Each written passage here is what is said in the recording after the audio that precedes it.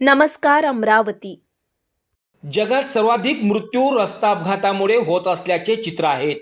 वाढती लोकसंख्या आणि वाहनांची संख्या यामुळे मोठ्या शहरांसह ग्रामीण भागातही अपघातांचे प्रमाण दिवसेंदिवस वाढतच आहेत। विशेषतः काँक्रीट रस्त्यावर दुचाकी अपघात घातक ठरत असून अनेकांना आपला जीव गमवावा लागत आहे।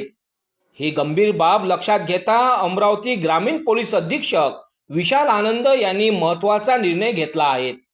ग्रामीण पोलीस दलातील सर्व कर्मचाऱ्यांना दुचाकी चालविताना हेल्मेट वापरणे सक्तीचे करण्यात आले आहे। आदेशाचे उल्लंघन करणाऱ्या कर्मचाऱ्यावर थेट शिस्तभंगाची कारवाई होणार आहे।